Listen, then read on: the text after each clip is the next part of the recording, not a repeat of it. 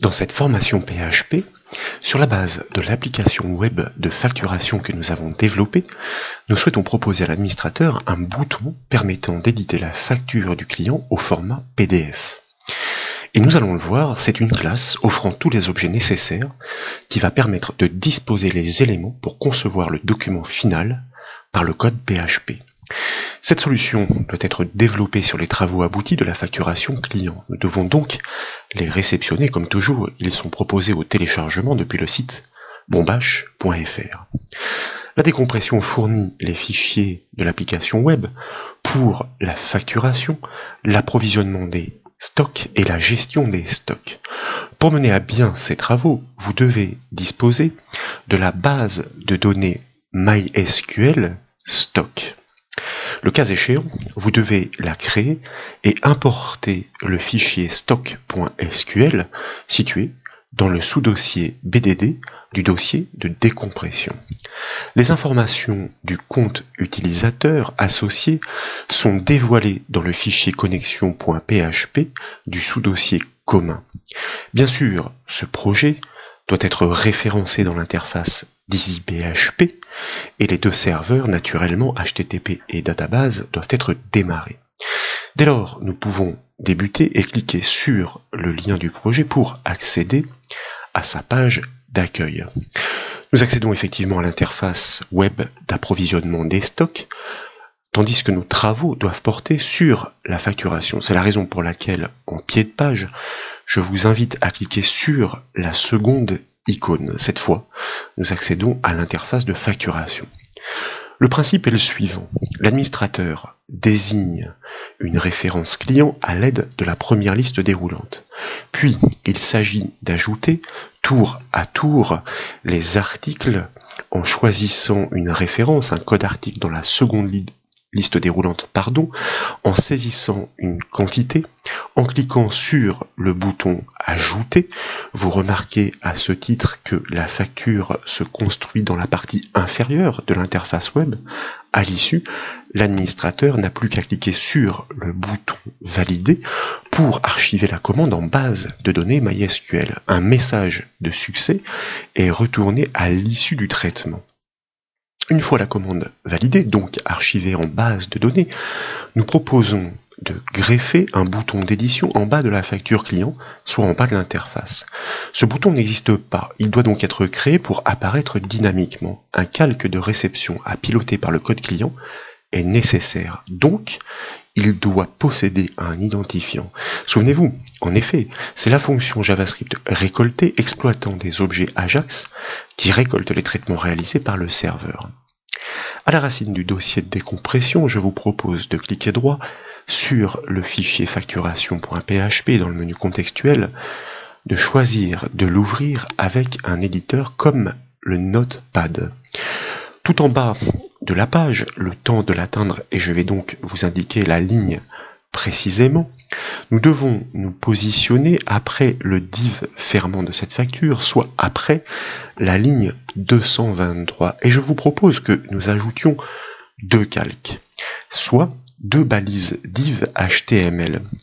Le premier est utilisé, balise div donc, simplement pour aérer la présentation et effectuer une ligne de séparation. Donc, nous réglons sa propriété style avec des attributs énumérés comme float left pour qu'il s'agisse d'un calque flottant, avec une largeur peu importe que nous allons par exemple fixer à 5%, et puis une hauteur de 25 pixels de manière à ce qu'il y ait effectivement cette séparation, aération dont je vous parlais. La largeur, width 5%, nous aurions d'ailleurs pu la dimensionner sur 100%, n'a pas grand intérêt dans la mesure où le calque que nous allons faire suivre, eh bien nous allons lui attribuer précisément une largeur de 100%, comme il s'agit de calques flottants, ils ne peuvent pas se positionner l'un à côté de l'autre, donc le second calque sera repoussé naturellement sur la ligne du dessous. Pour ce second calque, nous allons fixer la hauteur sur la valeur auto, ce qui signifie, 8 de point auto, eh bien que il va s'agrandir en fonction de son contenu. C'est l'astuce que nous avions utilisée pour que la facture puisse effectivement s'implémenter naturellement. Ici, nous n'avons qu'un bouton à ajouter, et en l'occurrence, comme nous le disions, donc, nous avons besoin de pouvoir le piloter par le code client. C'est la raison pour laquelle nous définissons son attribut ID sur un texte, un nom arbitraire, édité, en l'occurrence ici. Je vous propose d'enregistrer les modifications dès lors que notre calque de réception est désormais prévu, et de remonter tout en haut de la page web pour découvrir ou retrouver notre fameuse fonction JavaScript récoltée. L'instruction switch que nous y avions développée sert à réceptionner les données du serveur selon l'action enclenchée. Dans notre cas, il s'agit de la facturation identifiée par la dernière branche, comme vous le remarquez, case facturée. Et c'est elle que nous devons adapter. En l'état, elle se contente de retourner un message à l'utilisateur. Désormais, en cas de succès, le bouton d'édition de la facture doit être créé dans le calque édité que nous venons d'ajouter. Ce bouton doit déclencher l'affichage d'une nouvelle page à créer, et c'est elle qui doit se charger de construire la facture au format PDF. Mais pour cela, elle doit connaître le client et la commande concernée. Donc le bouton doit appeler la page en lui passant ses paramètres. En conséquence, nous devons intervenir dans le traitement serveur pour retourner les identifiants correspondants. C'est pourquoi, à la racine du dossier de décompression, je vous propose cette fois-ci de cliquer droit sur le fichier repfacture.php et, comme précédemment, dans le menu contextuel, de choisir de l'ouvrir avec le Notepad. Il s'agit de retrouver notre branche case facturée qui effectue ou qui exécute des requêtes SQL, comme vous le savez, de manière à pouvoir archiver la commande du client en base de données, et lorsque le traitement est un succès, nous nous contentions de retourner le message OK et NOC dans le cas contraire pour pouvoir effectivement appréhender les différentes actions à réception. Ici, nous allons remplacer cette instruction print OK en retournant les informations du client qui sont mémorisées dans des variables. Il y a tout d'abord la variable comme client pour le numéro du client, le champ de sa clé primaire, que nous allons concaténer point à une partie statique de manière à séparer ces deux informations par un tiret, point, que nous allons concaténer de même avec cette fois-ci le numéro de la commande qui est stocké sous le nom de variable détail comme que nous concaténons donc. Voilà donc pour cette adaptation côté traitement serveur. Je vous propose donc d'enregistrer les modifications et de revenir dans le code de notre page principale facturation.php. Et dans la fonction récoltée, nous devons désormais adapter notre traitement. Nous ne retournons plus l'instruction OK, mais seulement l'instruction NOC ou bien les identifiants de la commande. C'est pourquoi nous devons inverser le principe de raisonnement. Dans le cas, effectivement, où le message retourné vaut NOC, nous retournons effectivement la même indication qui était prévue pour l'administrateur. En l'occurrence, une erreur est survenue, ce qui signifie que la commande n'a pu être archivée en base de données. Nous allons prendre soin, pour des raisons de confort, de mémoriser dans une variable que nous nommons réponse, tout simplement le retour qui est fourni par le traitement serveur, souvenez-vous, donc grâce aux propriétés et méthodes de notre classe Ajax transport.responseText dans notre variable réponse.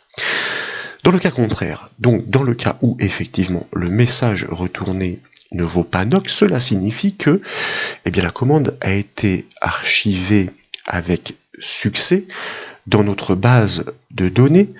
Nous pouvons nous permettre d'ailleurs de retourner un message malgré tout à l'utilisateur. J'aurais dû le conserver, la facture a été validée, bon, qu'à cela ne tienne, je vais donc le réinscrire, mais surtout dans la foulée, comme je vous le disais, en cas de succès, puisque la commande a été validée, nous devons permettre à l'administrateur d'éditer cette facture au format PDF. Nous devons donc atteindre notre calque d'identifiant édité, comme vous le savez en JavaScript, grâce à la méthode getElementById de notre objet document, en précisant en paramètre le nom du calque à atteindre. Édité, c'est ainsi que nous l'avons nommé, je vous le rappelle, tout en bas de notre code, vous voyez, ici il est bien surbrillé, et souvenez-vous, c'est la propriété inner HTML, HTML en majuscule, camel case en JavaScript, qui permet d'accéder à son contenu HTML de manière à reconstruire son balisage. Et en l'occurrence ici, ce que nous souhaitons faire, eh bien, c'est lui greffer un control input de type button, c'est-à-dire un bouton input type button, pour lequel, eh bien, nous allons nous permettre d'ajouter une indication, éditer la facture, c'est-à-dire le texte sur le bouton, pour que le renseignement soit suffisamment explicite pour l'utilisateur, mais surtout, comme nous l'évoquions, au clic, donc gestionnaire d'événements on-click, nous souhaitons pouvoir ouvrir une nouvelle page que nous allons nommer arbitrairement édition.php en lui passant les paramètres du client et de sa commande. Comme vous le savez, en JavaScript, c'est la méthode open de l'objet window qui permet d'ouvrir la page qui lui est passée en paramètres. Nous sommes déjà entre double cote et entre simple cote pour le gestionnaire d'événements onClick. Et nous avons besoin de transmettre ce paramètre lui-même entre cotes. Donc, nous devons ajouter un caractère d'échappement de manière à ce que la double cote ne soit pas un parasite. Nous choisissons donc d'ouvrir la page édition.php en lui passant un paramètre, point d'interrogation, reconnu par l'attribut info, info égale quoi? Eh bien, info égale, nous brisons la partie statique pour pouvoir ajouter des informations dynamiques concaténées, donc avec le plus en JavaScript, il s'agit, puisque nous l'avons mémorisé dans notre variable réponse, des identifiants du client et de sa commande que nous reconcaténons avec une partie statique, puisqu'il faut terminer notre chaîne, l'anti-slash pour pouvoir inscrire les doubles cotes qui encadrent effectivement cette page, et nous fermons la parenthèse de notre méthode open. Notre simple code vient bien encadrer notre gestionnaire d'événements, et nous n'oublions pas de fermer notre balise du contrôle HTML input ensuite. Donc, à ce stade, eh bien, nous pouvons enregistrer les modifications, et je vous propose que nous réalisions un premier essai en basculant sur notre navigateur web, en rechargeant la page, en validant sa barre d'adresse par exemple avec la touche entrée du clavier. Nous allons choisir un client, nous allons choisir une référence produit, définir une quantité arbitraire, l'ajouter à la facture, et pour l'instant, comme il s'agit simplement de tester, donc je vous propose de cliquer sur le bouton valider. Nous avons bien le message de retour, et vous constatez en effet que le bouton apparaît en bas de la facture, sous les données de la facture, ce bouton éditer la facture. Il occupe certes toute la largeur disponible, c'est ainsi que les styles CSS le contraignent. Si vous souhaitez le réduire, il suffit de régler certains attributs de sa propriété style au moment de sa création. Bien sûr, à ce stade, si nous cliquons sur ce bouton, une erreur est retournée par le navigateur, la page n'est pas trouvée, et pour cause, elle n'existe pas encore. Pour éditer la facture au format PDF, encore faut-il regrouper tous les éléments qui la concernent. Nous devons commencer par réceptionner les identifiants transmis dans l'URL de la page web, en l'occurrence ici, comme vous le remarquez, le numéro 3 et le numéro 98. Et sur ces identifiants, nous devons exécuter une requête multitable. Elle doit permettre d'extraire toutes les informations du client et de sa commande. À la racine du dossier de décompression, je vous propose donc par clic droit, nouveau document texte, de créer un fichier PHP que nous nommons, bien, en conformité avec le fichier qui est appelé dans notre événement onClick, édition.php, et nous validons, si bien que dans la foulée, nous pouvons cliquer droit et choisir de l'ouvrir avec le Notepad. Il s'agit bien de commencer par créer une section de code PHP qui doit consister dans un premier temps, avant de penser à créer ce document PDF, à réceptionner les informations potentiellement transmises dans l'URL. Nous allons répliquer des techniques classiques en commençant par tester l'existence du paramètre info. Et comme vous le savez, c'est l'instruction PHP GET qui permet tout simplement, en désignant en paramètre eh bien, ce nom d'attribut susceptible d'être trouvé, qui permet de le désigner dans la fonction iset dans un premier temps, pour savoir s'il existe. S'il existe bien, dans le même temps, nous souhaitons nous assurer, bien entendu, eh bien, qu'il n'est pas vide, soit différent de guillemets, guillemets. Nous fermons la parenthèse de nos critères, nous bornons tout de suite notre instruction conditionnelle pour nous assurer de ne pas oublier de le faire à l'issue, et comme nous sommes dans un fichier satellite, ça veut dire qu'il n'a pas prévu d'imbriquer les autres pages dans sa construction. Nous devons ici, effectivement, faire l'effort de réinitialiser notre chaîne de connexion, que nous allons nommer liaison 2, pour pouvoir effectuer nos requêtes sur la base de données. N'oubliez pas qu'à l'issue, nous devons impérativement libérer les ressources, et nous libérons les ressources par la fonction PHP MySQLiClose en désignant cette variable de chaîne de connexion en paramètre donc les informations et identifiants de connexion, le nom de notre base de données et les fonctions PHP qui permettent d'établir effectivement la liaison. Suite à ça, eh bien, il est temps de pouvoir découper l'information de l'URL si effectivement des paramètres ont été transmis.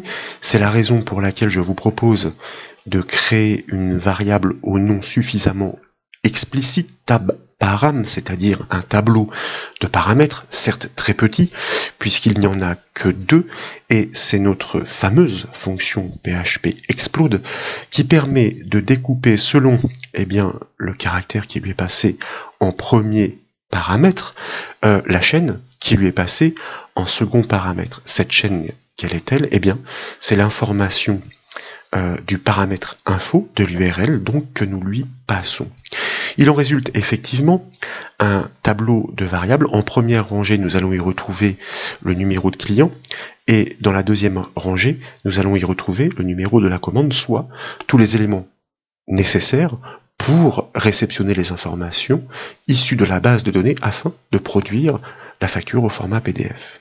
Donc nous déclarons une variable numCli pour stocker le numéro du client. Nous l'avons dit, il est à l'indice 0, c'est ainsi que nous avons choisi de ranger dans l'ordre ces identifiants, et puis nous déclarons une variable que nous pouvons nommer par exemple numCom, et qui va permettre de stocker effectivement le numéro de la commande, et qui est nécessairement rangé dans la deuxième ligne de ce tableau, c'est-à-dire à l'indice 1. À titre d'essai, je vous propose que nous restituions ces informations avant de poursuivre avec, par exemple, des petits commentaires. Numéro client, ma foi, il s'agit de concaténer avec l'information dynamique désormais stockée dans la variable numCli, et puis pourquoi pas nous concaténons avec une partie statique et nous engageons un saut de ligne pour des raisons de présentation, numéro de commande, deux points, que nous concaténons avec la variable du numéro de commande que nous sommes susceptibles à ce stade d'avoir récupéré. Si ce test est validé, ensuite nous pourrons donc poursuivre de manière à commencer à nous intéresser à cette classe à instancier permettant de construire un document PDF. Nous enregistrons les modifications, nous revenons sur notre interface web de facturation, nous avons encore le bouton éditer la facture, nous cliquons dessus et nous obtenons effectivement notre page édition.php info 3-98. En revanche, je ne vois pas apparaître ici les restitutions de ces informations, il y a une petite coquille vraisemblablement qui s'est greffée et qui ne doit pas être bien grave. Nous allons regarder ça de plus près donc. Oui, alors autant pour moi, et c'est une erreur grossière, et je m'en excuse bien entendu. Je vous dis qu'il s'agit de l'instruction get comme l'instruction post. C'est en majuscule, vraiment désolé, c'est pas volontaire, bien entendu. En commentant, forcément, on augmente les risques. Ce n'est pas une décharge, mais voilà, c'est la raison de l'erreur vraisemblablement. Donc, c'est l'instruction get en majuscule. Il faut respecter la casse des méthodes, des objets et des propriétés que nous employons. Donc, après ce correctif, puisque cette instruction est exploitée à 3 reprises, nous pouvons de nouveau enregistrer les modifications, revenir sur notre interface de facturation, cliquer sur le bouton éditer la facture, et comme vous le constatez, effectivement, tout est rentré dans l'ordre cette fois-ci, puisque nous réceptionnons bien le numéro du client, et puis le numéro de la commande, si bien que nous allons pouvoir nous connecter à la base de données. Ce petit défaut ici d'encodage vient du fait que nous sommes sur une page qui exploite le système UTF-8, et donc nous aurions dû exploiter la fonction PHP UTF-8 décode de manière à gérer les accents. Ce n'est pas très grave, puisqu'il s'agit d'un test à ce stade. Nous l'exploiterons en temps voulu lorsqu'il s'agira de produire le document PDF. Bon, bref, les identifiants sont parfaitement réceptionnés. Nous allons pouvoir les exploiter et les recouper pour extraire toutes les données de la commande depuis la base de données MySQL. Donc, je vous propose de fermer cet onglet, de revenir dans le code de notre page édition.php, et puis à la place de l'instruction echo, pour l'instant je vais la conserver car nous allons réaliser d'autres essais et nous l'adapterons en temps voulu. Il s'agit dans un premier temps de déclarer toutes les variables nécessaires pour stocker les informations que nous allons prélever. Je vous propose cessive pour la civilité du client. Ensuite, nous allons déclarer la variable cnom pour le nom du client. Je vous propose de fil en aiguille de déclarer la variable cpré, pré pour prénom, donc du client. Et puis, nous poursuivons, nous en avons un certain nombre à prévoir. Cdate, pourquoi? Pour la date de la commande. Ensuite, ctot pour le total de la commande, cela va de soi. Tant qu'à faire, et pour la présentation, afin qu'elle soit un peu plus claire, nous allons poursuivre sur la ligne du dessous. Cref, pour les références des articles. Ensuite, cela va de soi, nous avons besoin sur la facture PDF de retranscrire la désignation de chaque article acheté. Cdes donc la quantité achetée pour chacun. CQTE égale guillemets, nous les déclarons et les initialisons à la volée. Nous avons besoin d'une variable pour le prix unitaire hors taxe, par exemple PHT, c'est une variable numérique, donc égale 0. Nous avons besoin d'une variable qui va nous permettre de retranscrire aussi le montant total de la facture, donc MHT, par exemple. N'oublions pas l'underscore pour être conforme avec toutes les précédentes déclarations que nous initialisons à 0, et une autre petite variable qui va être fort précieuse à l'issue, je vous l'expliquerai en temps voulu, compteur, un compteur de boucle donc, que nous initialisons aussi à 0. À ce stade donc, nous avons correctement déclaré toutes nos variables nécessaires. Nous devons désormais enclencher notre première requête, et c'est une première dans ces formations. Il s'agit d'une requête multitable. Elle doit intervenir sur la table client et en même temps sur la table commande et le détail de la commande afin de réceptionner toutes les informations de la commande du client en fonction de ces deux paramètres réceptionnés. Donc, il s'agit, quoi qu'il arrive, d'une requête select. Nous souhaitons récupérer toutes les informations de champ. Étoile donc, from, à partir de quelle table au pluriel? Il y a tout d'abord la table client, et nous allons la suffixer de la lettre A pour pouvoir la représenter dans l'énumération, virgule. Et nous poursuivons l'énumération des tables. Nous souhaitons accéder aussi à la table commande que nous suffixons de la lettre B pour la reconnaître et la désigner. Cette astuce permet d'éviter d'utiliser la clause inner join dans une requête SQL multitable. Et puis la table détail que nous suffixons de la lettre C. Ensuite, nous enclenchons notre clause where qui va consister à vérifier l'égalité sur le numéro du client et sur le numéro de la commande.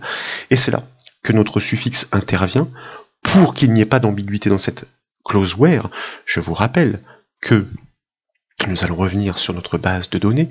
En l'occurrence, dans notre table client, le champ de la clé primaire se nomme client num sans S et avec un C majuscule where A client underscore num, donc, et c'est une valeur numérique, donc il n'y a pas de cote à ajouter pour encadrer ce champ. Nous brisons la partie statique, nous concaténons avec la partie dynamique, nous devons vérifier l'égalité avec le paramètre transmis dans l'URL, celui du numéro client. Point pour reprendre cette partie dynamique, puisque dans le même temps, nous devons vérifier l'égalité sur le numéro de la commande B, donc qui est le suffixe de la table commande, et pour preuve, encore une fois, si nous revenons dans notre table commande de l'interface PHP MyAdmin, vous voyez que cette clé primaire se nomme com num avec un C majuscule, where B com num, donc, est égal au numéro de la commande. Encore une fois, il s'agit d'une valeur numérique. Nous concaténons donc sans les cotes avec notre variable numcom, mais ce n'est pas fini. Point, nous reprenons notre partie statique car nous souhaitons descendre jusqu'au niveau de détail qui est situé dans la table détail précisément et qui rappelle ce numéro de commande attaché sous le nom de champ détail com. Donc, end, pour recouper ce troisième critère, cette fois-ci, eh bien, cette table détail est suffixée de la lettre C, c.détail underscore com est égal. Là encore, nous brisons notre partie statique pour la concaténer avec notre numéro de commande réceptionné depuis notre URL de la page web. Point, pour terminer notre syntaxe SQL que nous allons ponctuer avec un point virgule donc, et n'oublions pas de fermer à l'issue les doubles cotes. À ce stade, bon, bref vérification, select étoile from client A, commande B, détail C, where A client num égale numcli, tout est parfaitement concaténé, et B comme num égale numcom, et C détail com égale numcom. Notre requête semble tout à fait correcte. Il s'agit forcément, dans la foulée, donc, de l'exécuter. Tant qu'à faire, eh bien, je vais me permettre de récupérer des fragments de code que nous avions développés dans notre code externalisé pour la technologie Ajax. Comme vous le savez, il s'agit de la fonction PHP MySQLi query en définissant la chaîne de connexion en premier paramètre et la requête à exécuter sur la base de données en deuxième paramètre. Cette fonction va retourner son résultat dans une variable que nous nommons donc retour. Mais à ce stade, et comme nous le disions, le client peut avoir acheté plusieurs articles, et pour chacun d'entre eux, les informations détaillées sont archivées dans la table article justement, sur laquelle nous n'avons pas encore pointé. Nous devons donc parcourir toutes les références achetées, et pour chacune, réaliser une requête sélection permettant d'extraire ces informations ligne à ligne. Avant cela, il est temps d'instancier la classe FPDF, libre de droit et d'exploitation. Nous devons en effet inscrire les informations de la société émettrice et du destinataire dans l'entête du document. Vous trouverez cette classe dans le sous-dossier FPDF, comme vous le constatez, du dossier de décompression. Si vous éditez par exemple le fichier fpdf.php, eh bien vous constatez qu'il offre de nombreuses propriétés et méthodes. Il y en a certaines qui nous intéressent tout particulièrement, comme la méthode cell, nous allons l'exploiter à grande échelle. Elle permet tout simplement de construire des cellules à disposer sur la page à construire. En argument, il faut définir sa largeur, sa hauteur, son contenu, mais aussi d'autres arguments que nous dévoilerons au fur et à mesure. De nombreuses aides, sachez-le, sont présentes sur le web afin de comprendre l'utilité et l'exploitation des différentes propriétés et méthodes de cette classe. Ici, nous allons en aborder certaines. Donc, à la suite du code précédent et avant la fermeture de la connexion à la base de données nécessairement, je vous propose que nous poursuivions. Tout d'abord, il faut faire référence à cette classe. Nous allons l'imbriquer dans la construction grâce à notre fonction require. Et comme nous l'avons constaté, cette classe est située dans le sous-dossier fpdf. Tiens, pour être certain de ne pas commettre d'erreur, je vais d'ailleurs prélever le nom de ce sous-dossier.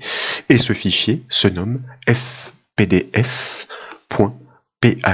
Ainsi, il est imbriqué dans la construction et donc nous pouvons y faire référence. Il s'agit d'une classe. Donc, nous devons créer un objet que nous nommons PDF pour l'instancier. Donc, nous devons utiliser le mot-clé new fpdf et nous devons définir en paramètres les attributs du document PDF que nous souhaitons créer. En premier argument, nous lui donnons la lettre P, P pour une orientation portrait. En deuxième argument, nous lui spécifions l'unité de mesure, le millimètre, tout simplement ici. Et en troisième argument, eh bien, nous allons lui donner les dimensions de notre page format A4. Sachez que un format A4 fait 21 cm par 29 cm environ, c'est-à-dire 210 mm par 290 mm. Ces informations sont précieuses pour pouvoir disposer les éléments sur notre document en cours de création. Dès lors, notre objet PDF eh bien, a hérité des propriétés et méthodes de la classe, et en PHP, c'est différent de nombreux autres langages de programmation. Pour appeler une propriété ou une méthode, nous n'utilisons pas le point, nous utilisons ce symbole, c'est-à-dire le tiret suivi du symbole supérieur. Et nous allons commencer par appeler la première méthode absolument nécessaire, addPage, eh bien, pour pouvoir créer la première page réceptionnant les informations que nous souhaitons y disposer. Suite à cela, eh bien, nous allons commencer par définir notre les attributs de police. Donc là encore, nous appelons une méthode tirée suivie du symbole supérieur, et cette méthode se nomme setFont. Attention à la case, puisque tout à l'heure, eh bien, j'ai commis cette erreur par, on va dire, étourderie. setFont, qui, comme son nom l'indique, permet de définir les attributs de police. En premier paramètre, eh bien, nous spécifions le nom de la police que nous souhaitons utiliser. En deuxième paramètre, le style, si nous ne le spécifions pas, eh bien, cela signifie que nous allons utiliser un style normal, mais nous aurions pu utiliser la lettre B pour bold, c'est-à-dire gras, I pour italique, U pour souligner, etc. Et en troisième paramètre, numérique, la taille de la police. À vous de choisir, à vous de faire les ajustements au fur et à mesure des essais que vous pourrez ainsi produire. Nous devons maintenant enclencher la boucle permettant l'extraction de tout le détail de la commande. À la suite du code, donc, nous avons conservé pour l'instant notre instruction echo, toujours avant la fermeture de la connexion à la base de données. Eh bien, je vous propose, et nous avons du pain sur la planche, que nous enclenchions donc notre boucle while, celle qui va permettre de parcourir tous les enregistrements résultant de cette requête multitable. Et comme vous le savez, eh bien, nous allons exploiter notre fonction PHP qui se nomme MySQLi-FetchArray. Elle permet de découper les informations de chacun des enregistrements au niveau des champs pour pouvoir pointer indépendamment sur les uns et les autres. C'est la raison pour laquelle en paramètre nous lui passons le retour de l'exécution de la requête qui renferme tous ces enregistrements que nous allons à chaque passage, eh bien, dans cette boucle while, découper sur les informations de champ auxquelles nous pourrons accéder grâce à ce nouveau tableau de variables désormais nommé retour sans S. Nous souhaitons, nous l'avons dit, disposer tout d'abord les éléments de l'entête de notre document PDF. Comme à chaque passage dans la boucle, nous allons accéder à la table détail par une nouvelle requête, eh bien, un même client peut avoir acheté plusieurs articles et nécessairement son nom va être répété. Et nous ne souhaitons pas répéter son nom à chaque fois que nous le réceptionnons. C'est pourquoi nous allons commencer par réaliser un test sur notre variable cessive. Souvenez-vous, c'est celle qui doit normalement mémoriser la civilité du client. Et en gros, le test consiste à lui dire, voilà, si cette variable est encore vide, eh bien, c'est tout simplement que nous ne l'avons pas encore affectée. Si nous ne l'avons pas encore affectée, eh bien, il faut l'affecter premièrement, et ensuite la restituer dans l'entête, mais donc une seule fois. Et donc, cette variable cessive, eh bien, il faut qu'elle récupère l'information issue de la base de données, désormais accessible grâce à notre variable retour, en spécifiant le nom du champ comme vous le savez, en paramètre, et ce nom de champ n'est autre que client avec un C majuscule, underscore, civilite. Je fais attention de ne pas commettre d'erreur de saisie, puisque une simple erreur de nom de champ, eh bien, annihilerait l'exécution de notre code PHP. Ensuite, eh bien, il s'agit de répliquer à l'identique cette instruction pour, en l'adaptant, restituer l'information du nom du client, reconnu sous le nom de champ client nom. Nous souhaitons de même stocker l'information du prénom.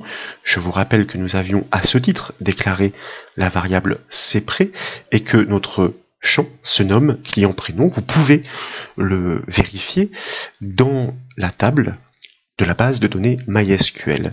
De fil en aiguille donc, eh bien, nous poursuivons pour affecter l'ensemble des variables que nous pouvons connaître à ce stade. Il y a la date de facturation qui est, elle, eh bien, recensée dans l'autre table, la table commande, sous le nom de champ comme date, et nous avons aussi l'information sur le total de la commande qui est mémorisée dans la même table, et donc nous avions à ce titre déclaré une variable que nous avions nommée ctot, je vous le rappelle, et le nom du champ, cette fois-ci, n'est plus comme date forcément, mais comme montant. Donc nous les adaptons tous. Il est temps désormais de pouvoir exploiter les méthodes de notre classe fpdf par notre objet pdf pour disposer les premiers éléments et le constater.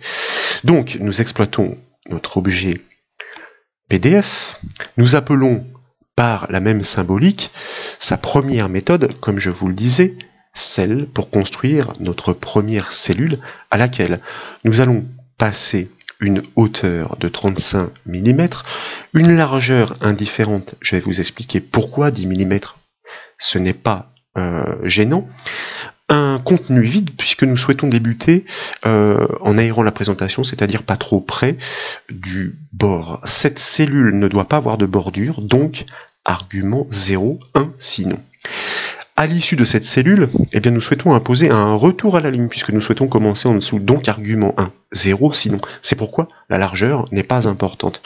Et puis, en dernier argument, logiquement, nous définissons l'alignement sous forme d'un caractère, donc entre cotes, par exemple, le R pour right, c'est-à-dire alignement à droite. Ici, effectivement, nous pourrions nous contenter de ne rien transmettre, puisque l'alignement n'a aucun intérêt, étant donné que la cellule est vide. Suite à cela, eh bien, nous souhaitons construire les blocs d'adresse, la société émettrice d'un côté et le destinataire de l'autre. Tant qu'à faire, eh bien, ces informations doivent apparaître en gras. C'est pourquoi je vous propose ici, eh bien, de répliquer l'instruction que nous avions codée juste au-dessus, et en l'occurrence, donc, eh bien, nous conservons bien sûr la même police, ce serait de mauvais goût sinon, mais comme je vous le disais tout à l'heure, donc attribut B pour gras, et nous augmentons tant qu'à faire un petit peu la taille de la police à 10. Donc, il est temps désormais, eh bien, de construire et disposer les premiers éléments. Donc, nous allons inscrire ici le nom de la société émettrice que eh bien, nous allons désigner, donc, que nous allons appeler par exemple Parc Info. Je crée ici une cellule de largeur 120, donc autant pour moi, largeur, hauteur, hein, c'est la hauteur de 10 qui était pour aérer un peu la présentation, largeur de 35 qui était arbitraire. Une cellule de largeur 35, c'est la largeur en premier et la hauteur en deuxième. Pour que les éléments ne soient pas trop espacés cette fois-ci, je vais définir une hauteur de 5 mm. 120 mm, pourquoi? Eh bien parce que je souhaite disposer les informations de la société à gauche du document, et à droite, repousser à 120 mm, eh bien, les informations du destinataire. Voilà la raison. Ici donc, cette fois-ci, nous lui passons en effet eh bien, un texte, le nom de la société, en l'occurrence Parc Info. Nous ne souhaitons pas de bordure, nous ne souhaitons pas de retour à la ligne cette fois-ci, puisque nous souhaitons placer les éléments du destinataire sur sa droite. En revanche, l'alignement est à gauche, donc attribut L pour left. Nous poursuivons donc, puisque nous n'avons pas imposé de retour à la ligne, eh bien, nous allons maintenant inscrire la civilité, le prénom et le nom du destinataire. Nous avons dit qu'un document au format A4 faisait environ 21 cm 210 mm. Il faut considérer les marges, environ 1,5 de chaque côté. Donc il nous reste 180 mm, 120 plus 60 d'espace à exploiter, il ne faut pas dépasser ces dimensions. La cellule qui est repoussée à 120 mm, donc pour le destinataire, 60 de large, 5 la même hauteur que la précédente, cela va de soi. Ici, ce que nous souhaitons afficher, eh bien, ce sont des informations dynamiques, désormais reconnues sous les noms de variables, donc nous allons les concaténer, cessives, mais en les séparant d'un espace, bien entendu, le prénom que nous allons ajouter à la suite, donc là encore, pour éviter toute erreur de recopie, je me permets de les copier et de les coller, et il me faut effectivement le nom, nous pourrions inverser, nom, prénom, peu importe, c'est à vous de voir, l'essentiel ici est de pouvoir constater la construction en bonne et due forme de notre document. À l'issue de cette cellule, en revanche, nous souhaitons imposer un retour à la ligne, à plus forte raison que nous sommes arrivés au bout de la largeur du document. Donc, attribut 1, toujours alignement sur la gauche. Le bloc d'adresse qui est situé juste en dessous, qui doit intervenir juste en dessous, quant à lui ne doit pas être formaté en gras. Nous allons donc redéfinir à chaque fois la police avec son style pour les besoins donc de la construction qui suit. Et puis, comme il s'agit de respecter les mêmes alignements, eh bien je vais tout simplement répliquer mes blocs, en tout cas dans leur dimension, à l'identique. Le premier de largeur 120, de hauteur 5, sauf que ici, eh bien, l'information change, elle est statique, disons, puisque nous connaissons les informations de la société émettrice, 10 boulevard Gambetta, pourquoi pas. Ça, c'est pour l'émetteur. À gauche, donc, 120 mm plus loin, il s'agit effectivement, comme nous exploitons une petite base de données test, d'informations qui ne sont pas archivées. Qu'à cela ne tienne, nous allons les simuler, votre adresse, sinon forcément elle résulterait des requêtes SQL, donc pour la ligne qui suit. Ensuite, nous devons nous occuper du code postal et de la ville. Ce sont des informations généralement que nous formatons en gras. Cette fois-ci, je vais prélever les 3 lignes que nous avions créées juste au-dessus pour repasser en style gras et en taille 10. À vous de choisir, nous verrons le rendu occasionné. La société émettrice, eh bien, est à Grenoble, donc 38 000 Grenoble. Et puis, en ce qui concerne, comme je vous le disais, le destinataire, il s'agit d'informations que nous ne connaissons pas dans cette base test, donc nous allons les rentrer en dur, entre double cote, votre ville. Suite à cela, eh bien, nous souhaitons aérer la présentation pour pouvoir retranscrire la ligne d'objet, c'est-à-dire votre commande numéro temps, date de la facturation, etc. Je vous propose donc que nous fassions comme nous l'avions entrepris précédemment, une petite ligne de séparation, copier-coller, c'est-à-dire une cellule de hauteur 10 mm, 1 cm, mais surtout avec un retour à la ligne imposée à l'issue, de manière à ce que nous puissions ensuite entreprendre effectivement ces positionnements pour le numéro de commande et pour la date de facturation. Donc nous poursuivons, il faut respecter bien entendu les alignements. Ici, je récupère des cellules existantes, puisque ainsi eh bien, nous serons sur du 120 de large, puis du 60 de large. Nous allons ici, exploiter notre fonction PHP UTF-8 décode pour gérer les accents. Votre commande numéro, comme ceci,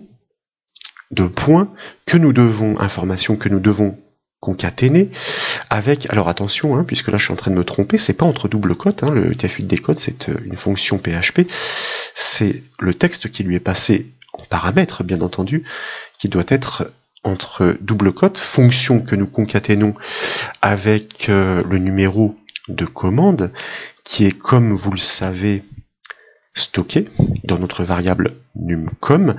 Bientôt, nous allons pouvoir tester le rendu, bien entendu. Et dans la cellule du dessous, alors, aligné à gauche, oui, tout à fait, nous avons bien réceptionné.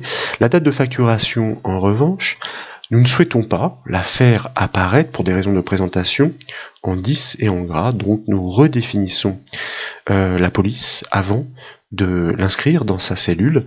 Il s'agit effectivement d'une information statique, date de commande, concaténée à une information dynamique, point.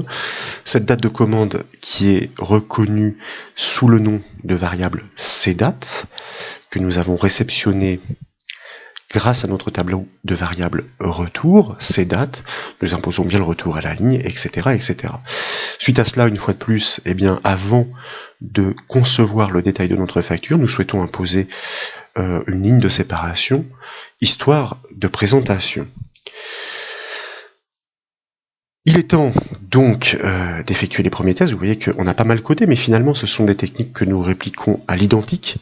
Et pour bien les comprendre, je vous propose que nous testions, mais pour tester, faut-il encore que nous retranscrivions ce résultat sur l'écran. Donc à la place de l'instruction echo, ici, nous allons exploiter une autre méthode de notre objet PDF, qui instancie cette classe fpdf, et cette méthode se nomme output. Veillez, là encore, à bien respecter la casse sans paramètres. Cela veut dire que dans ces conditions-là, cette méthode va se contenter de restituer le résultat construit en lieu et place dans la fenêtre du navigateur après la boucle while, c'est-à-dire une fois tous les traitements opérés.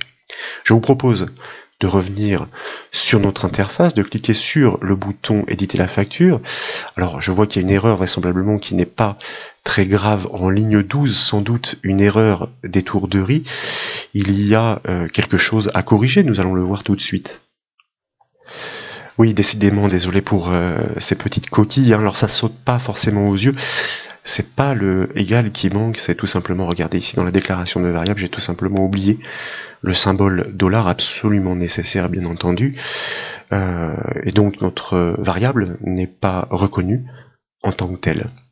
Si nous revenons sur notre navigateur, nous avions donc une erreur. Qu'en est-il désormais après avoir enregistré? Si nous recliquons sur notre bouton éditer la facture, vous constatez que les premiers résultats sont très intéressants, puisque nous avons réussi à disposer les éléments sur un document PDF, c'est flagrant, au format A4, pas de souci, parfaitement aligné, à gauche pour la société, à droite pour le destinataire, en alternant les styles de police, et vous remarquez que, pour l'instant, nous sommes conformes donc à nos attentes. C'est pourquoi, je vous propose que nous poursuivions. Nous devons maintenant construire le corps de la facture. Il s'agit d'énumérer chaque article acheté avec sa quantité, sa désignation, son prix et le montant total. À chaque passage dans la boucle, nous devons récupérer les informations associées à la référence spécifiée dans la commande. Donc, nous devons engager une nouvelle requête SQL de sélection sur la table article avec une clause where sur le champ de sa clé primaire, celui de la référence du produit. C'est pourquoi, dans la boucle while, après l'instruction conditionnelle, je vous propose que nous poursuivions notre développement. Donc, ici précisément, il s'agit d'engager notre requête permettant d'accéder à tout le niveau de détail sur la table article. C'est une requête sélection absolument classique. Nous souhaitons récupérer toutes les informations de champ, étoile from la table à partir de la table article, pour lesquelles, attention, ça c'est important, eh bien, le code de l'article est celui qui est en cours de lecture dans la boucle. Le nom de champ, vous pouvez le vérifier encore une fois dans la base de données MySQL, est article underscore code.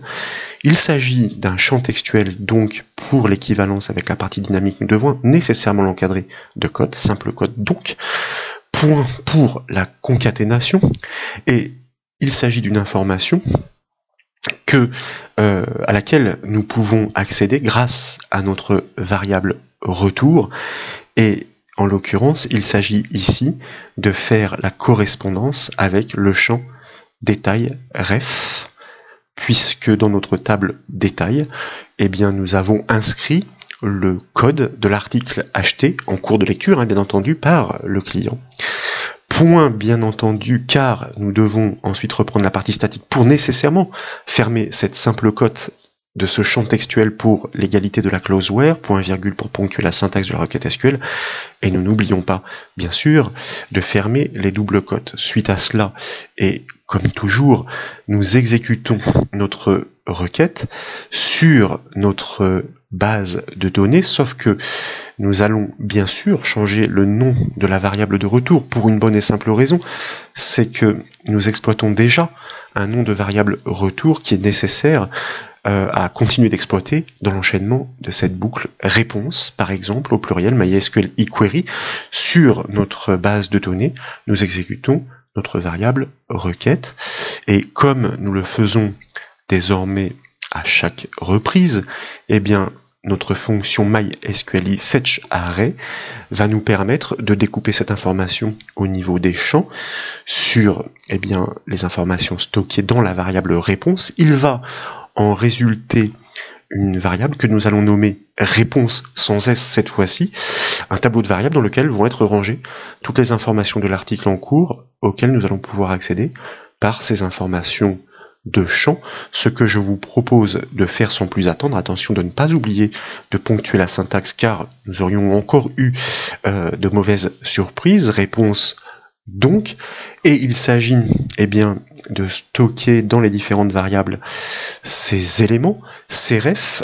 Nous allons commencer par effectivement récupérer le code article, réponse donc, et en paramètre nous lui précisons le nom du champ. Comme vous le savez, il s'agit de article code. Nous avons besoin pour la construction de la facture de la désignation du produit, donc nous stockons sous la variable cdes, nous l'avions évoqué, et donc tant qu'à faire, ici voyez-vous, je vais prélever là encore des bouts d'instructions, article non plus code mais désignation, pour le nom du champ correspondant, et puis la quantité, donc de la même façon, ici, avec un copier-coller, ça va aller beaucoup plus vite, donc nous adaptons notre nom de champ, ces quantités, qui cette fois-ci se trouvent dans la table détail, sous le nom de champ détail underscore QTE.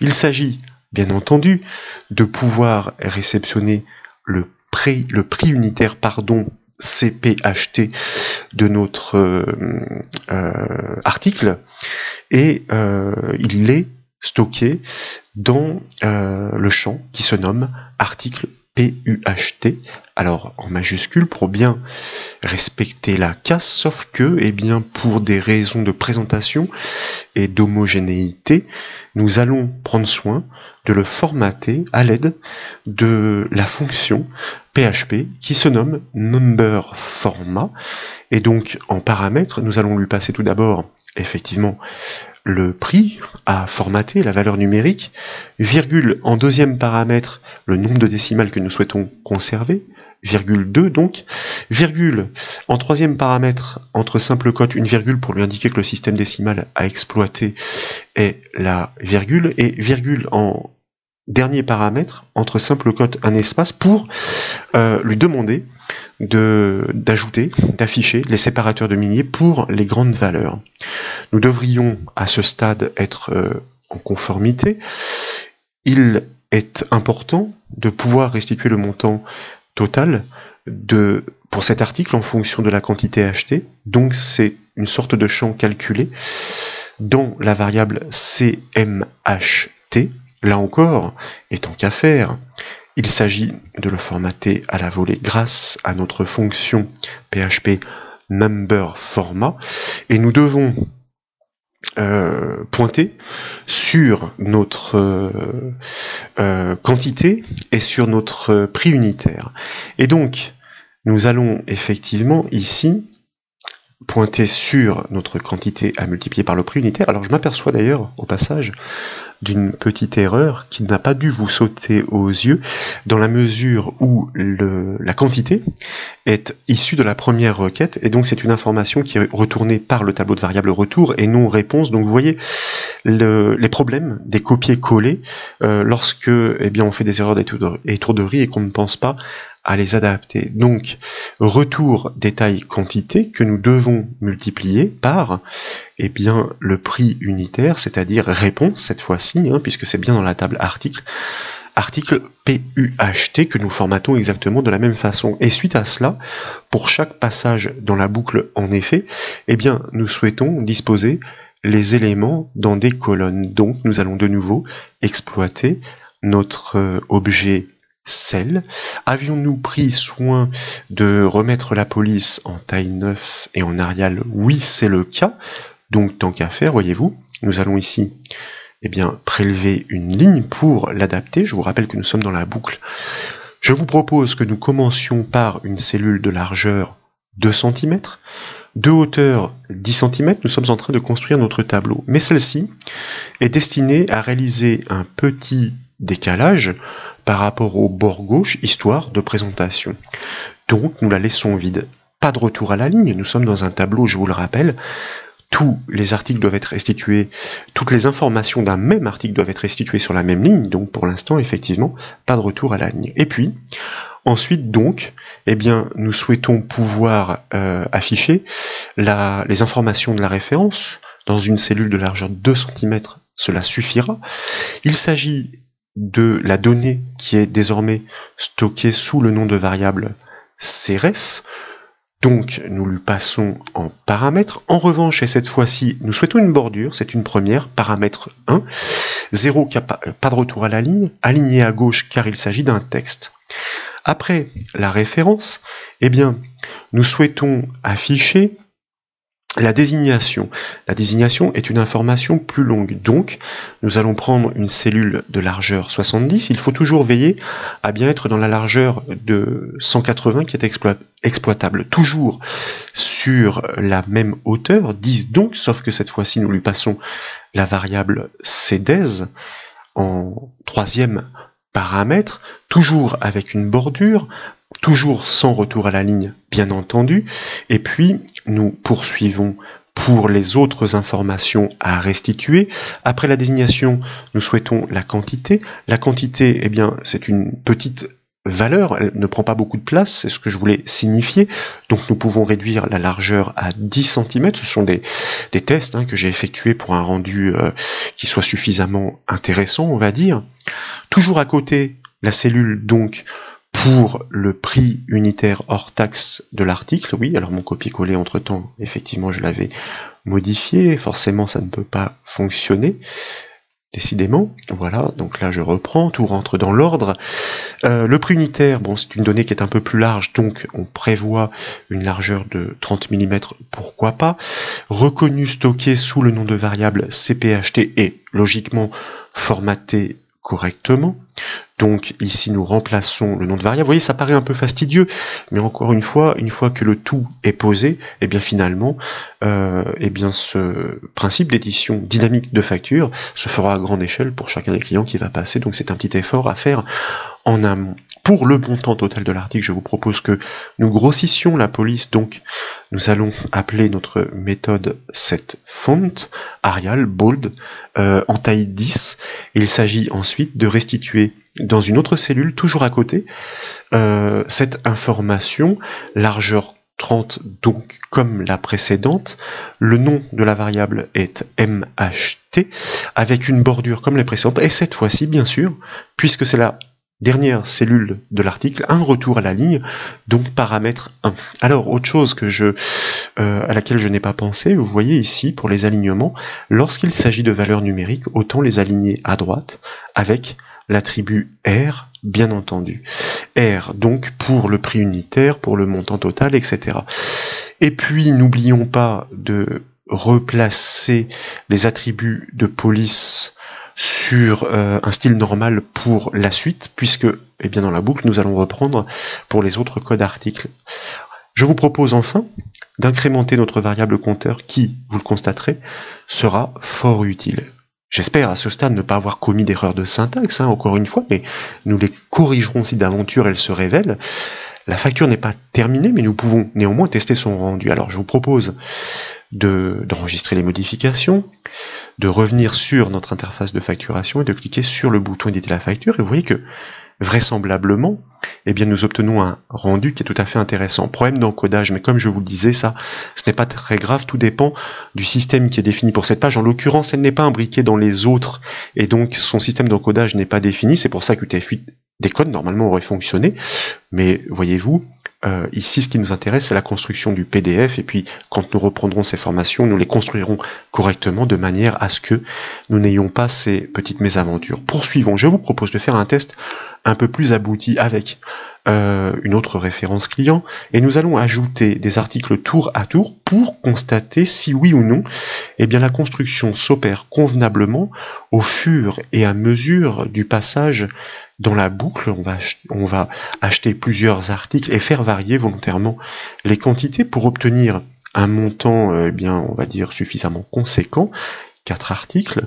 Je propose donc de valider la facture. Comme vous le savez, ce que nous avons conçu en début de code permet d'afficher le bouton. Et vous voyez que à ce stade, c'est pas mal du tout. La facture commence à avoir une belle allure.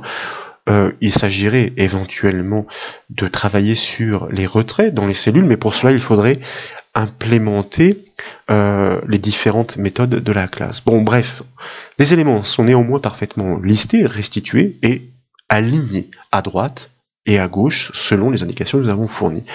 Donc la facture offre un rendu tout à fait acceptable qu'il conviendrait de travailler par retour successif, mais nous devons la poursuivre. Il est question d'afficher les informations de synthèse comme le total hors taxe de la commande. Donc je vous propose de revenir dans le code de notre page édition.php. Cette fois-ci, eh bien, nous allons nous placer après la boucle while, puisque la boucle while permet de restituer les informations article par article, tel que nous venons de le constater. Et nous allons commencer, alors c'est vrai que du coup, il n'était pas nécessaire tout à l'heure de redéfinir la police, bon, c'est pas grave. Il s'agit d'informations de synthèse, donc nous allons les grossir. Tout d'abord, les mettre en gras, et puis en taille 11, nous voudrions le montant total hors taxe, et puis le montant total TTC. Premièrement, je vous propose d'ajouter une petite cellule, comme nous l'avons fait à plusieurs reprises de séparation, donc je vais aller la chercher, pour pouvoir espacer ces éléments de synthèse du reste du tableau. Vous voyez, c'est des jeux de construction finalement, donc rien de bien compliqué. Et ensuite, eh bien, nous allons reprendre le principe que nous avions mis en place avec les alignements précédents de nos cellules tantôt à 120 et tantôt à 60, donc après avoir fait cet espace. Dans la première à 120, je vous propose que sur une hauteur plus importante du fait de la taille de police plus importante, eh bien que nous restituions le montant total hors taxe de la facture. C'est pourquoi ici il s'agit d'un titre, nous allons tout simplement l'inscrire en dur, montant total hors taxe. Il s'agit ensuite, bien entendu, alors je me suis trompé de ligne, je le vois, il faut vraiment faire attention, être rigoureux, c'est celle du dessous, puisque forcément elle n'impose pas de retour à la ligne. Il s'agit ensuite d'afficher le montant correspondants numériques que nous allons aligner à droite. Je vais vous expliquer pourquoi, parce que entre les deux, nous allons laisser une petite séparation, histoire de présentation. Vous allez voir le rendu. Donc il nous reste 60 mm à exploiter. Nous intercalons une cellule de 30 de la même hauteur, mais vide cette fois. Et bien sûr, il ne faut pas qu'il y ait de retour à la ligne, puisque nous n'en avons pas terminé. Dans celle qui suit, en revanche, eh bien, nous souhaitons restituer ce montant total hors taxe. Donc ici, nous allons de nouveau exploiter dans le contenu notre fonction PHP number format à laquelle nous allons passer le montant à afficher. Souvenez-vous, archivé sous le nom de variable ctot, et selon les arguments que nous avons définis tout à l'heure, alors ctot, je le vérifie bien, oui c'est bien elle, virgule 2 pour que nous n'affichions que 2 décimales, virgule entre guillemets, eh bien une virgule pour le système de décimales, donc virgule entre guillemets un espace pour que nous puissions obtenir ce séparateur de milliers. En revanche, et contrairement aux cellules précédentes, nous souhaitons que celle-ci soit, alors je vérifie en même temps, nous souhaitons que celle-ci donc soit encadrée pour des raisons de présentation, et bien entendu, qu'elle impose le retour à la ligne, et enfin, puisqu'il s'agit d'un montant numérique, qu'elle soit alignée à droite. Nous avons déjà la structure pour la présentation de ces informations de synthèse. Donc je vous propose que nous les répliquions sur les lignes du dessous. Les largeurs sont nécessairement les mêmes, il s'agit d'un tableau. Sur la suivante, eh bien, nous souhaitons indiquer qu'il y a une TVA, et donc produire le calcul, TVA 10%, cette cellule ne doit pas être encadrée, en revanche, celle de son résultat doit l'être, cellule de séparation, et ensuite, eh bien, nous exploitons de nouveau notre fonction ctot. Il s'agit tout simplement, puisque la TVA est de 20%, eh bien, de diviser notre total par 5 pour conduire au montant dû à la TVA sur ce total, à 2 décimales près, etc., aligné à droite. Donc, enfin, nous devons restituer le montant total TTC qui consiste à ajouter ce montant de la TVA au montant hors taxe. Et bien ici, montant total TTC, ce sera le titre, montant total TTC. Et donc, il s'agit effectivement d'ajouter notre montant total hors taxe au montant précédemment calculé de la TVA, ctot sur 5, donc aligné à droite avec bordure, retour à la ligne à l'issue, ce qui n'était pas le cas pour les précédentes histoires de présentation. Et nous souhaitons ensuite, et comme souvent, de nouveau, pour des raisons de présentation donc, eh bien, ajouter une cellule de séparation que nous allons fixer à 30 de haut, par exemple, pour que ce soit suffisamment clair. Il ne faut pas qu'elle ait de bordure, c'est une présentation, par contre qu'elle impose le retour à la ligne, oui. Et puis, tant qu'à faire, nous pourrions, pourquoi pas, définir le système de police pour la suite. Bon, ce n'est pas grave. Je vous propose de tester à ce stade en espérant encore une fois qu'il n'y ait pas d'erreur de syntaxe. Nous revenons sur notre interface de facturation, nous cliquons sur notre bouton et vous constatez que eh bien, nous avons parfaitement disposé les informations de synthèse qui sont tout à fait cohérentes. Nous avons bien le total hors taxe de la facture, le montant de la TVA qui semble lui aussi cohérent, 113 x 2, 226, c'est très bien, ajouté 1361. Donc, les éléments de synthèse sont placés comme nous l'avons décrit, vous le constatez, par la création des cellules. Il nous reste à placer les informations des mentions légales dans le pied de page. Nous pourrions implémenter la méthode footer de la classe FPDF, mais celle-ci existe en effet, mais elle est vide. Une autre méthode consiste à calculer l'espace restant sur une page au format A4, dont la hauteur, comme je vous le disais en préambule de cette formation, est de 297 mm. C'est la raison pour laquelle nous avons incrémenté la variable compteur. Elle connaît le nombre de lignes du détail de la facture, donc elle permet de connaître l'espace variable restant pour atteindre le pied de page. Je vous propose que nous raisonnions sur un document de 290 mm de hauteur, sur laquelle nous devons déduire 2 fois 15 mm de marge, soit un espace alloué restant de 260 mm. Et outre le détail de la facture, nous avons inséré des données dans des cellules définies à hauteur fixe. En reprenant le code, si nous les additionnons, nous obtenons une hauteur fixe de 120 mm à déduire. L'espace alloué restant tombe donc à 140 mm. Nous devons préserver une hauteur, admettons, de 20 mm pour le pied de page, il reste donc 120 mm. À ces 120 mm restants, nous devons déduire la hauteur totale du tableau de détail. Il en résultera la distance à parcourir pour rejoindre le pied de page. C'est un raisonnement. Bon, je vous propose de reprendre ce raisonnement dans la formation détaillée. Vous le comprendrez d'autant mieux. Alors, je vous propose effectivement, tiens, puisqu'il s'agit effectivement d'afficher des mentions légales, admettons un pied de page, avec un titre souligné, de redéfinir rapidement la police en Arial U, et puis donc qui veut dire underline, souligné en taille 10 peut-être, car il s'agit d'informations de pied de page peut-être un peu moins grandes, on va dire. Et nous allons de nouveau construire une cellule qui consiste à réaliser l'espacement nécessaire pour rejoindre ce fameux pied de page. Alors avant de réaliser effectivement cette cellule, faut-il encore calculer cet espace, comme je vous le disais, sur la base de l'espace alloué restant par le raisonnement que nous avions posé, les 120 mm, moins notre fameuse variable compteur multipliée par le nombre de lignes de notre détail de facture. Chacune possède une hauteur de 10 mm multipliée par 10. Donc si on a 6, 120 moins 60 fois 10, eh bien il faudra ajouter 6 cm pour rejoindre notre pied de page, déplacer les informations suivantes dans le pied de page.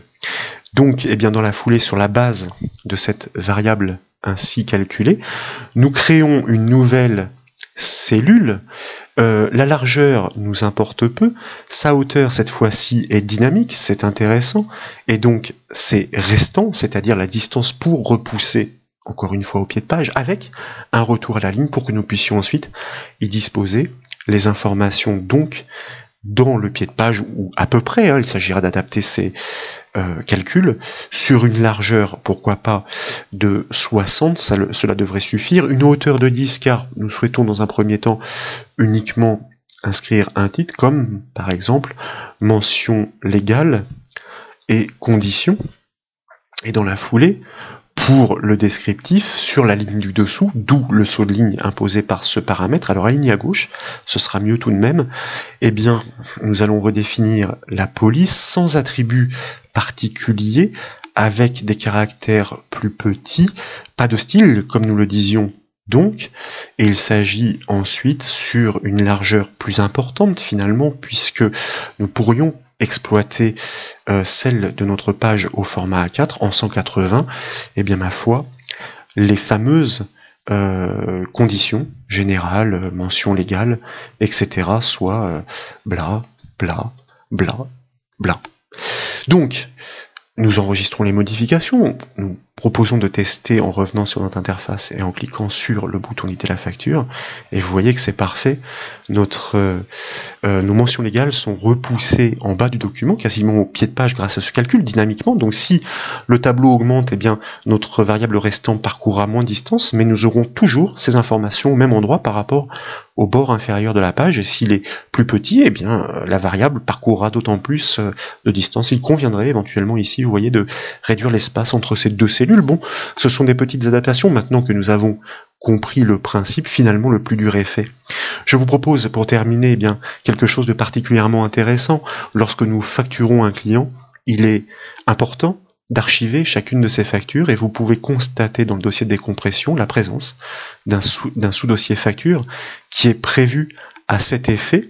C'est pourquoi juste avant notre output, notre méthode qui permet de restituer l'affichage du PDF construit à l'écran, de déclarer une variable que nous nommons non fichier, dans laquelle eh bien, nous devons fort naturellement définir le nom du fichier sous lequel l'enregistrer, pour que ce soit très clair, donc dans le sous-dossier facture, bien sûr, mais que nous souhaitons concaténer avec des informations propre au client, le numéro de client, numcli, bien sûr, et ensuite point séparé d'un tiret pour être en conformité avec le nom de fichier, et bien notre numéro de commande, reconnu sous le nom de variable numcom et numcli, je vous le rappelle, que nous avions déclaré à cet effet en en-tête de code, sans oublier point de concaténer avec l'extension de notre fichier .pdf. Et nous allons réexploiter notre méthode output de notre objet PDF ayant instancié cette classe en lui passant cette fois deux paramètres. Tout d'abord le nom de fichier sous lequel enregistrer, et en deuxième paramètre la lettre F entre cotes pour lui indiquer qu'il s'agit d'un chemin local relatif sous dossier facture. Donc quand on lui passe des paramètres on enregistre comme là, et sinon on affiche à l'écran. Si nous enregistrons, que nous recliquons sur notre bouton éditer la facture, bon, nous obtenons effectivement le même résultat que précédemment. Constatez désormais la présence dans notre sous-dossier facture de la facture au format PDF. Si nous double-cliquons dessus pour l'afficher, nous avons en effet réussi parfaitement à construire une facture au format PDF par le code PHP en instanciant cette fameuse classe FPDF. Voilà pour ces démonstrations, j'espère qu'elles vous ont plu. Si c'est le cas, comme toujours, je compte sur vous pour mettre un petit j'aime à la vidéo, et comme vous le savez, vous pouvez retrouver toutes les autres formations sur le site bombache.fr. Je vous remercie.